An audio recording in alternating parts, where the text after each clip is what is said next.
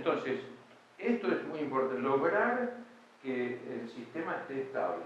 Eso es lo principal. Una vez que encuentran una manera y una comunidad de microorganismos y un volumen y cantidad de barros y un efluente de alta calidad, hay que tratar de mantener esas condiciones, ¿no? Y eso tiene que funcionar mecánica y biológicamente, ¿no? Bueno, el corazón del proceso de barros activados es un reactor donde los microorganismos, o sea, el aire que nosotros inyectamos, después lo vamos a ver, tiene dos funciones. Una es la de mezcla, mantener todo agitado, homogéneo, se llama licor mezcla al líquido del reactor, ¿tá?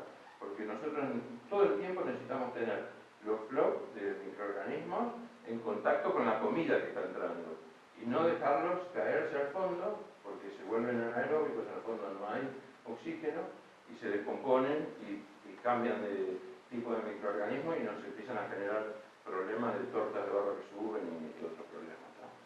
Entonces, nuestra manera de llegar a tener una población estable es a través de la recirculación. O sea, el sedimentador y el reactor trabajan en conjunto. Y es muy importante que funcionen los dos bien.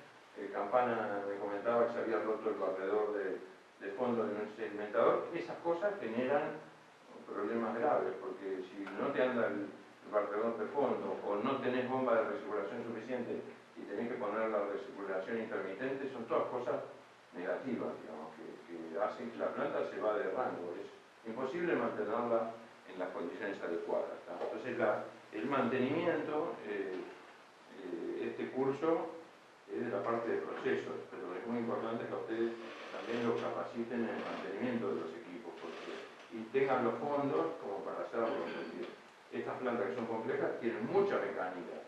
Si no se mantienen las cosas en número, o sea, bomba de repuesto, las ruedas de los sedimentadores siempre se rompen esas ruedas, ¿no? Porque pasan por la pista, se va deteriorando, se desgastan las ruedas y de un momento que se traban y si vos no sacás el barro de ahí se vuelve anaeróbico, o sea, se arruina, digamos, ¿no? Tiene que tener no más de 2 horas estando en el sedimentador y si se rompe el barredor está todo el tiempo. Entonces, esto es lo más, la clave es que el reactor y el sedimentador trabajan juntos, ¿no? Entonces, cuando yo arranco, entro con un montón de carga orgánica y acá no tengo casi bacterias, ¿no?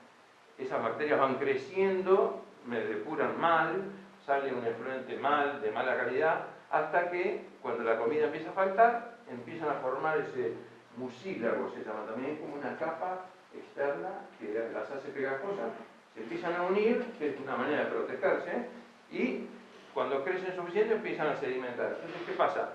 Si yo recirculo todo el tiempo, las que vuelven son las que sedimentan. Entonces llega un momento, después de 2 o 3 semanas, que yo ya tengo una población que es fundamentalmente formadora de flor. O sea, yo quiero bacterias que formen flor. Y otros microorganismos que me ayuden a limpiar el reactor. Después vamos a ver cómo funciona eso, ¿no?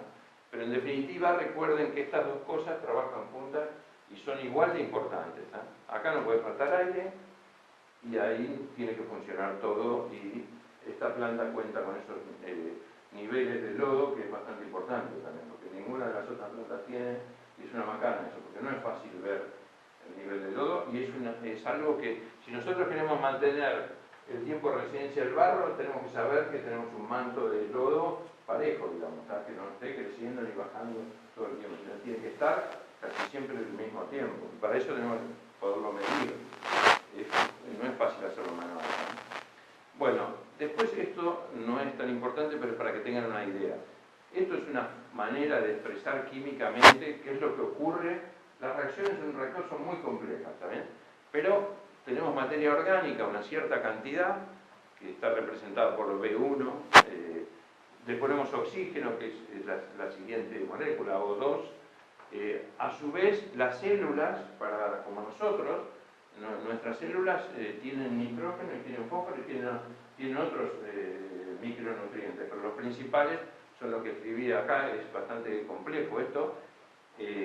A través de los microorganismos es consumida la materia orgánica y se agregan todo ese tipo de oxígeno, nitrógeno y fósforo, se crean nuevas células y se produce dióxido de carbono, que es un gas que se va como gas, y se produce algo de agua. Eso es lo que ocurre. O sea, nosotros cambiamos materia orgánica por casi un 40% de gas y un 60% más de bacterias nuevas, ¿no? O sea, vamos produciendo nuevas células, que es lo que nosotros después en exceso retiramos como barro, ¿también? A lo que llamamos barro son estas nuevas células, ¿también? Que las tenemos que mantener estables y el exceso lo vamos sacando. Esa es una filmación de un reactor, ¿saben? Lo que se ve, la gente de Berisso ve en el microscopio esto, ¿sabes? Que son los flocs que están todos formados, y después hay microorganismos grandes, algunos de ese es un osito de agua, se llama, que son los que indican un barro sano y de edad bastante avanzada, de radiación extendida, que se van alimentando y van limpiando. No tiene que haber flocs chiquititos, sino que tiene que ser flocs parejos para que se alimenten bien, ¿no? Y las bacterias son las que forman los flocs, que es el 95%, pero los otros microorganismos son muy importantes, que estén aquellos que indican que el tratamiento está bien, digamos, ¿no? Y que hagan su trabajo.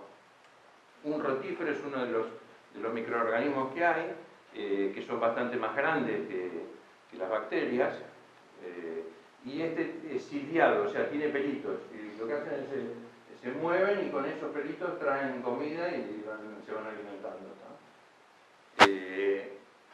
Para que se formen nuevas o flocs o se consuma la materia orgánica, tiene que haber varios pasos que se dan. Primero, las células tienen que absorber la materia orgánica soluble, es decir, cuando un líquido se pega es absorbido por una célula, se denomina absorción.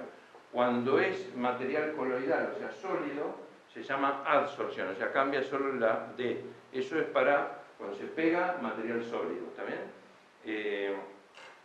Se requiere tener acceso, eso es alimento.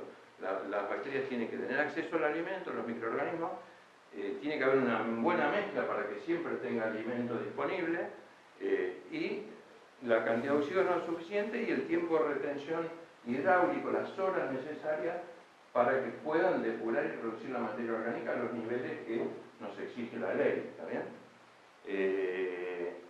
Y si todo anda bien, las bacterias o los microorganismos empiezan a producir, hay dos procesos, uno lo que se llama oxidación y síntesis, que es que se oxida la materia orgánica y se producen nuevas células, y otro se llama respiración endógena, que se produce CO2, o sea, gas carbónico y agua. Todas estas reacciones o etapas tienen que poder ocurrir y es bastante complejo. Lo importante es que para ustedes es comprender que los microorganismos tienen que tener acceso al oxígeno y tiene que haber una buena mezcla para que puedan estar en contacto con el alimento. Por eso que cuando entra al reactor viene la recirculación de barros y el líquido crudo juntos, ¿no es cierto? Para que enseguida entre en contacto con la mayor cantidad de comida, ¿no? Podemos pasar. Ahora vamos a ver un gráfico donde están lo que se llama barros activados convencionales. Barros activados convencionales, nosotros no tenemos plantas en Acumar ni en Campana de barros activados convencionales. Barros activados convencionales es más o menos 3 a 4 horas de tiempo de residencia hidráulico en un reactor, este gráfico esta es la cantidad de microorganismos, ¿está bien? Y esta es la comida, ¿tá?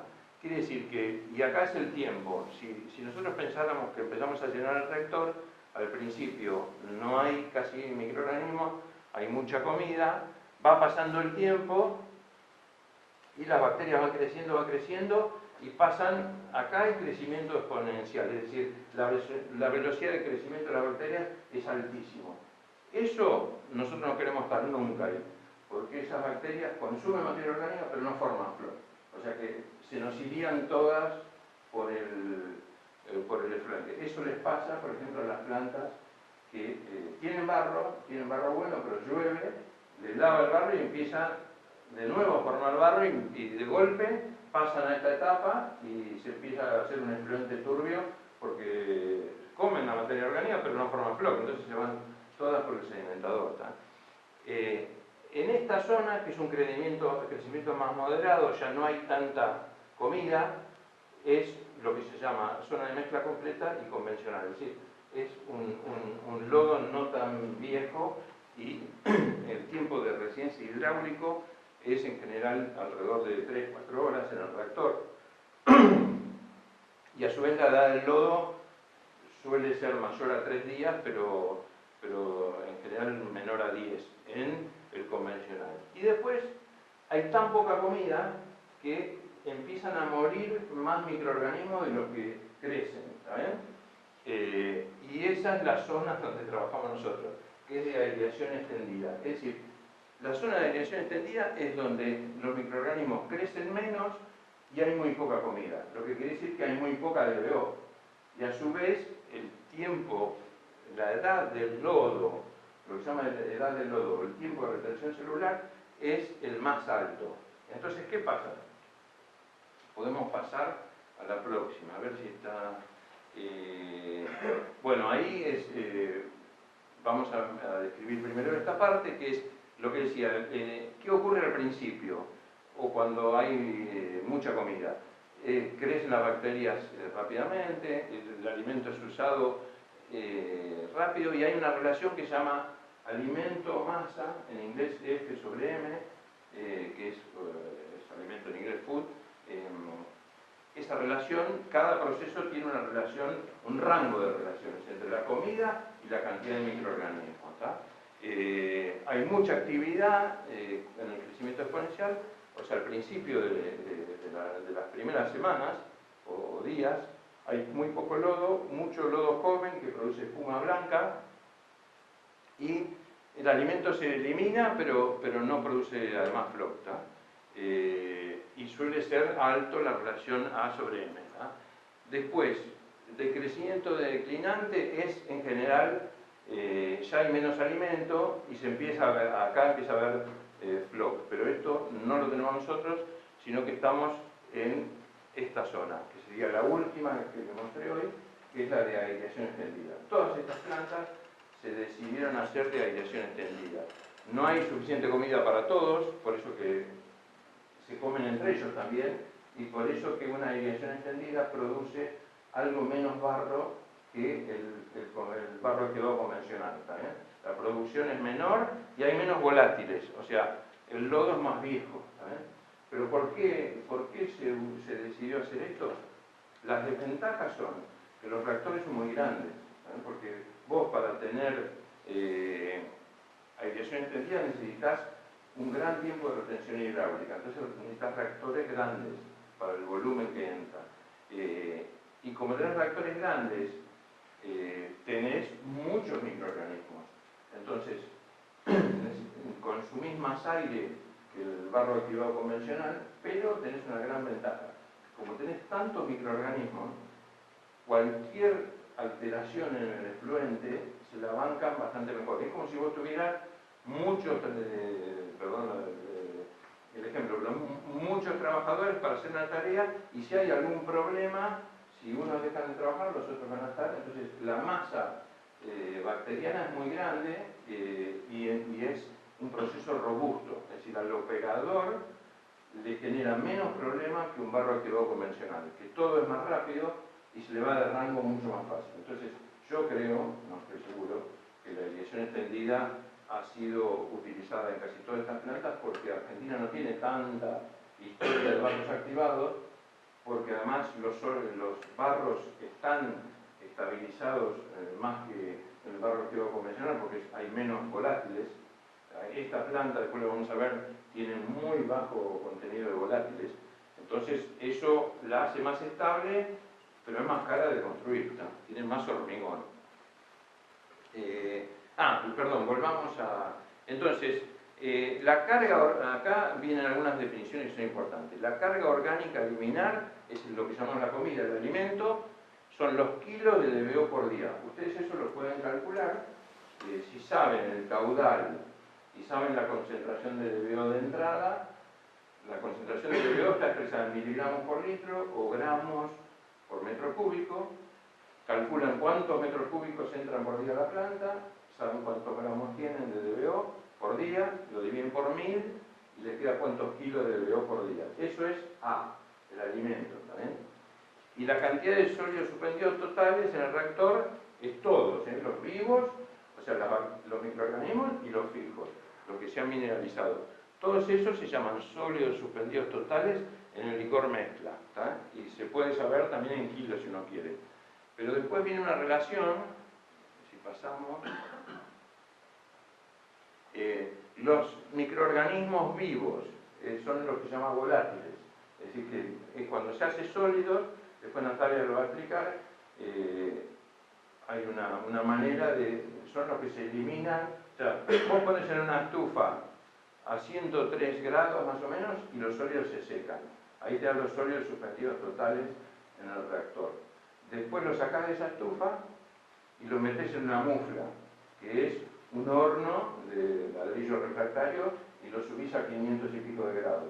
Ahí todo lo que es orgánico se evapora y queda lo que está mineralizado. Entonces después sacás la cuenta entre los sólidos suspendidos totales que tenían secos y filtrados y lo que te quedó, la diferencia entre los dos son los volátiles que tenían, ¿tá? Y los volátiles son los que nosotros queremos saber para saber cuántos microorganismos tenemos. Que yo les explicaba a ustedes la otra vez que es muy importante entender. Si hay algún concepto que no lo entiendan, me dicen, porque esto es un poquito más complejo que lo que hemos venido hablando antes.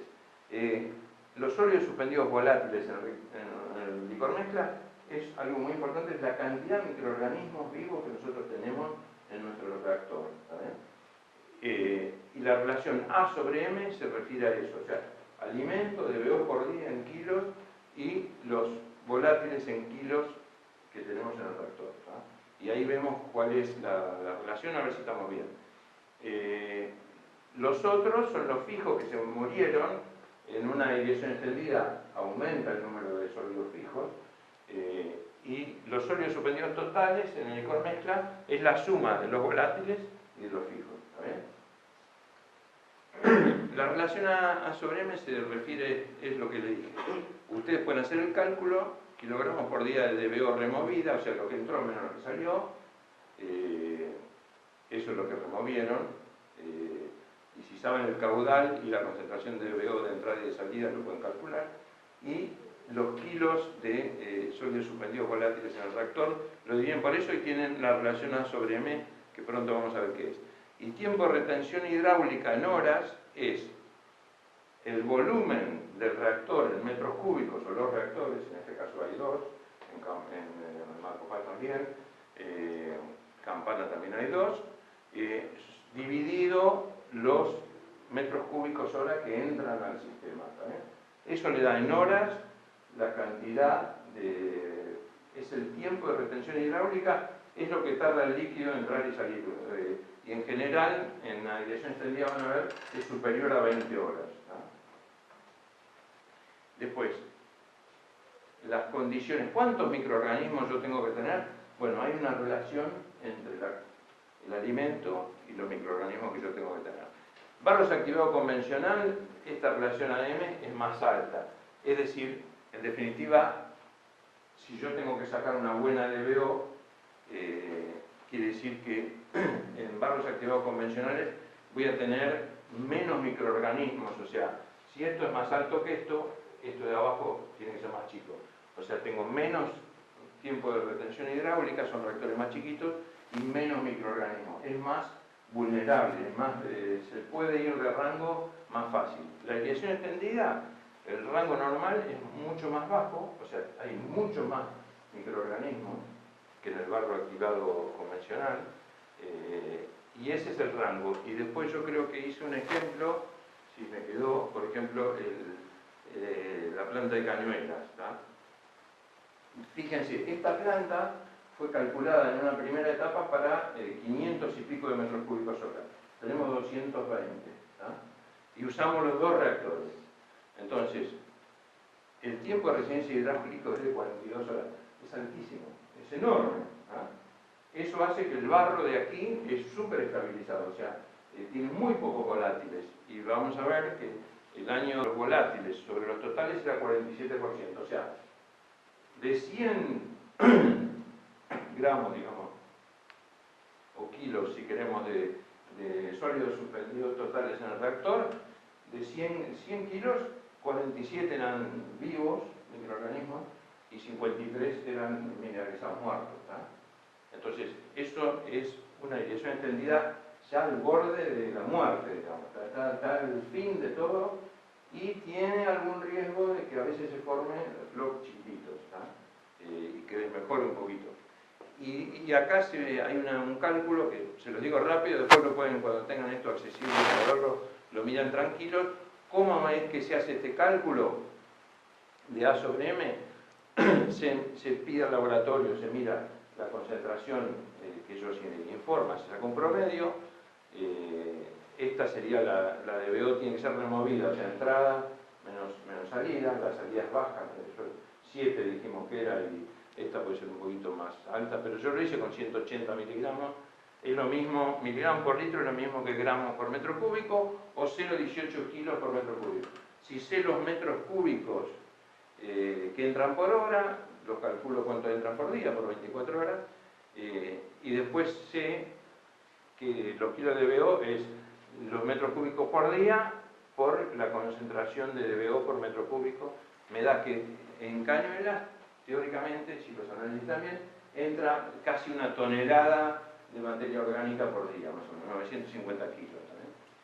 Y el volumen de los reactores es enorme, muy grande, 9.294 metros cúbicos. Ese es el volumen de líquido, ¿no? Siempre se toman, los reactores son un poco más altos, pero cuando se hace este cálculo hay que tomar la profundidad del reactor por el ancho, por el largo, ¿no? De todos los reactores. El promedio de sólidos suspendidos volátiles de licor mezcla que hizo el laboratorio de Berisso en el 2017 para Cañuelas daba los volátiles, ¿está? 3,05 gramos por metro cúbico, no, perdón, claro, esto es, sí, bueno, 3,05, sí, 3,05, perdón, gramos por metro cúbico, en miligramos por litro, gramos por metro cúbico. Y eso nos da esta cantidad de kilos por día. Y si yo hago la relación de los volátiles que tengo en kilos en los dos reactores, no por día, sino en total, me da esta cuenta de 0,033. Es muy baja esta. Si volvemos para atrás vemos que es 0,05 la más baja a 0,15. O sea, nosotros acá estamos con una carga orgánica bajísima y se explica por el tiempo de retención hidráulica y la cantidad. Tenemos una cantidad de microorganismos enorme. Aunque sea baja los volátiles, son muchísimos. O sea, el proceso es estable, pero podría llegar a funcionar con un solo reactor y quizá con un solo sedimentador. Y gastaríamos algo menos de energía, digamos. ¿No? Porque si hacemos la mitad del tiempo serían 21 horas, que es bastante para aireación extendida. ¿No? En general, lo que se dice es que en el caso de aireación extendida, la literatura dice que el tiempo de retención hidráulica tiene que ser más de 20 horas, acá tenemos 42. Es un caso, Cañuelas, medio único en eso. Las demás tienen 20 y pico de horas, pero no tanto. Y el tiempo de retención celular o edad del lodo, que es otra fórmula que está después, eso tiene que ver cuánto tiempo en promedio los microorganismos están en los reactores. Y suele ser en aireación extendida mayor que 20 días. O sea, es la vida que están en los reactores los microorganismos promedio, digamos. Entonces, la aireación extendida, NOSA siempre la eligió porque daba una cierta estabilización del barro y se podía llevar al seance sin demasiados problemas, secándolo a 20% de materia seca. Hoy día hay una nueva ley de barro que dice que no es suficiente sacar barro de aireación extendida y secarlo nada más. Hay que estabilizarlo de alguna manera con digestión anaeróbica o en playa de secado, o haciendo compostaje. En principio, lo que les he tratado de explicar es que el proceso biológico, lo principal es necesitamos oxígeno, necesitamos microorganismos, necesitamos que estén en contacto, mezclados. No es bueno que el reactor tenga zonas muertas. Y en general la aireación extendida es más robusta, genera menos barro, es un poco más fácil, digamos, es quizás más cara de operar, ¿no? Y de construir, pero es un poco más estable que el barro activado convencional, ¿no? El tiempo de retención celular, eso lo pueden calcular ustedes. Si ya saben cuántos microorganismos tienen en los reactores, o sea, los sólidos suspendidos volátiles, y saben cuánto purgan por día, cuántos sólidos suspendidos volátiles tienen en la salida de la purga, dividen esas dos cosas y le da el tiempo de retención celular o le da el lodo, que debe ser mayor a 20 días, ¿no? En la aireación extendida. Pero ustedes no tienen hoy la posibilidad de ser sólidos, o sea, se los hace briso, y es una de las cosas que yo quisiera proponerles, que puedan tener, o sea, microscopio, capacidad de ser sólidos. Bueno, de Cuba hay que aprobar la seronáutica, darle alta a los españoles. Con eso, cloro libre, turbiedad y oxígeno estarían, y pH con tiritas, aunque sea, estarían bien, digamos, ¿verdad? Pero tienen que poder controlar más de lo que... Andrea, que incluso fue empleada para hacer bastantes análisis, lamentablemente durante estos años, o sea, el microscopio lo tiene, pero tiene mucho más que el microscopio, ¿verdad? Que es una buena ayuda, pero necesitas algo más. Bueno, hay distintos tipos de reactores biológicos. El ejemplo que podemos dar es cañuelas, Markov Fars, son de flujo pistón, se llama, porque es parecido a una cámara de contacto de cloro, ¿no es cierto? O sea, el líquido con la recirculación entra por un lugar, un canal, sigue dando la vuelta así, bueno, esto está mal dibujado, perdón, pero es como un laberinto. La idea es que son angostos, cada paso es angosto y largo, y lo que ocurre es que aquí hay mucha comida y bastante microorganismos, y un poco menos de oxígeno. Cuando va pasando por los distintos lugares, la comida va desapareciendo y el oxígeno empieza a subir un poco, que es lo que se nota en Gándara, que se nota en Cañuelas también, que los niveles de oxígeno son superiores en las últimas zanjas, donde hay menos actividad porque ya desapareció casi toda la comida, y uno tiene que mantener el nivel de mezcla. Entonces en los últimos canales lo que manda es la mezcla, digamos, porque ya oxígeno no lo precisás, por eso tenés un poco más alto, pero este reactor, a mi gusto, es mejor, más robusto que el siguiente. Esto se llama el flujo pistón. Reactor de mezcla completa es como es campana, es decir, es un reactor más rectangular, cuadrado, que está todo el reactor con la misma concentración de microorganismos, de comida, que es igual a la de la salida, ambos funcionan bien. Yo creo que me gusta más el diseño de flujo pistón, me parece que es más robusto. Los de mezcla completa, la única cosa buena que tienen es que como todo el líquido es homogéneo y es mucho volumen, si llega un tóxico se tiene que distribuir en todo ese volumen y se mezcla mejor que en un reactor de flujo pistón, porque cae un tóxico a la entrada y va a afectar más los microorganismos de la recirculación que están generando. Entonces, para tóxicos es un poco más riesgoso el de flujo pistón, pero es mucho más robusto. Es muy difícil que haya grandes problemas con filamentosas. En cambio, el de mezcla completa, de todas las plantas que yo he visto nuestras, Moreno, Paso del Rey, la primera, que hubo siempre un problema de bulking, o sea, abultamiento de la flor, Bahía Blanca, Tercer Cuenca, mezcla completa. Muchos hemos tenido problemas de que el lodo es malo, o sea, no es de buena calidad para sedimentar, y eso es clave. Si no sedimenta bien, tenemos problemas porque se va a poner fluente, ¿no?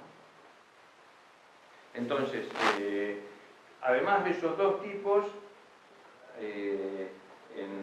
antes, bueno, ahora ya no es más nuestro San Miguel, pero en Bellavista, en San Miguel, no sé si alguno ha estado alguna vez, los reactores son de este tipo, zanja de oxidación, es que es como un carrusel, va dando vuelta el líquido, en general tiene cepillos circular, este lo hacen circular, le dan aire y lo hacen circular, y es parecido a mezcla completa porque es bastante, un volumen bastante grande, pero es muy común en reactores antiguos. Verónica tiene un reactor así, Tapalqué tiene un reactor igual a este. Se llama zanja de oxidación. A ver si podemos seguir un cachito más. En 10 minutos paramos. Entonces, esto ya lo de la lluvia ya lo he planteado, o sea, hay que evitar que se laven los reactores, ¿no? Y el objetivo del oxígeno son dos: entregar oxígeno para que los microorganismos puedan hacer su trabajo y mantener el barro en suspensión. No debe haber zonas muertas, no debe haber barro en el fondo.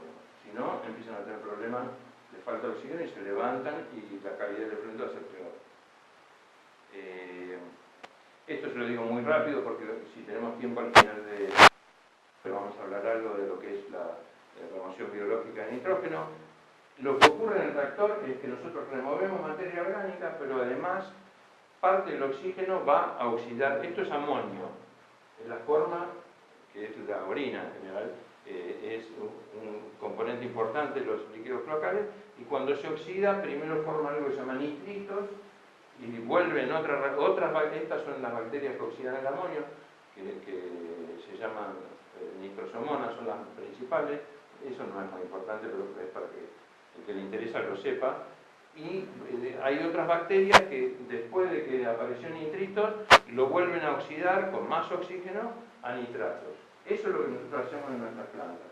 Transformamos el oxígeno, perdón, el nitrógeno de amonio a nitratos en nuestros reactores aireados, porque consume mucho más oxígeno que la materia orgánica, 4,5 veces más. Entonces, si no tenemos oxígeno suficiente, no se llega a nitrificar del todo, y no tenemos niveles, nos consume el nivel, y si hacemos el cálculo de materia orgánica solo, no tenemos explicación, pero es que el amonio, para oxidarlo, consume mucho oxígeno.